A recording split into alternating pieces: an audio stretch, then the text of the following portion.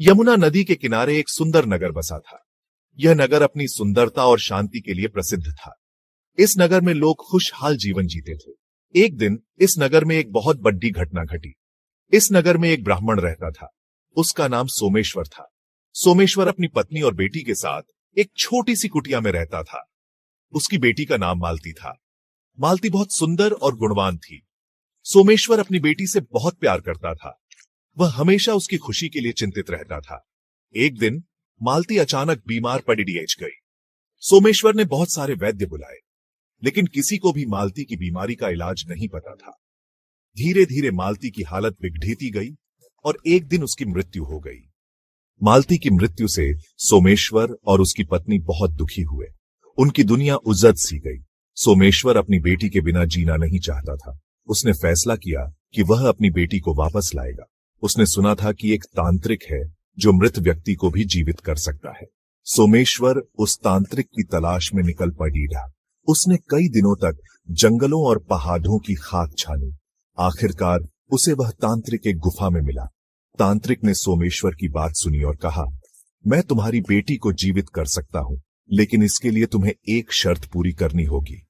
तांत्रिक ने सोमेश्वर से कहा, तुम्हें 3 युवकों को ढूंढना होगा जो मौत के मुंह से बचकर निकले हो।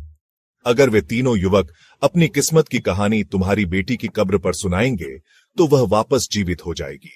सोमेश्वर तांत्रिक की बात मान गया। उसने 3 युवकों को ढूंढने के लिए निकल पीढ़ा। उसने कई दिनों तक यात्रा की और आखिरकार उसे 3 युवक मिले। पहले युवक ने बताया कि वह एक व्यापारी है और समुद्री यात्रा के दौरान उसका जहाज तूफान में फंस गया था। वह डूबने ही वाला था कि एक लकड़ढी का टुकड़ा उसे मिल गया और वह बच गया। दूसरे युवक ने बताया कि वह एक शिकारी है और जंगल में शिकार करते समय एक शेर ने उस पर हमला कर दिया था। उसने बड़ी मुश्किल से अपनी जान बचाई।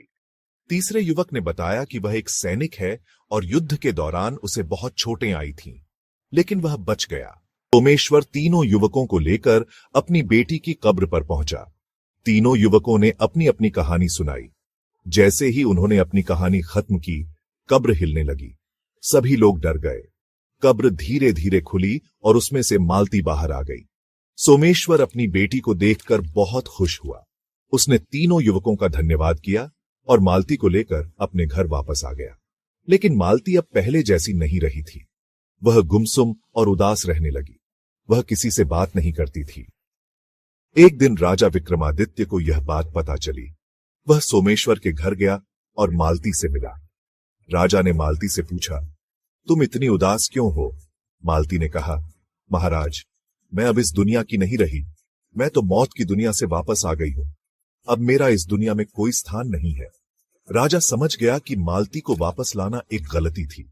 उसने सोमेश्वर से कहा, तुमने अपनी बेटी को वापस लाकर गलत किया। मृत्यु जीवन का एक स्वाभाविक हिस्सा है।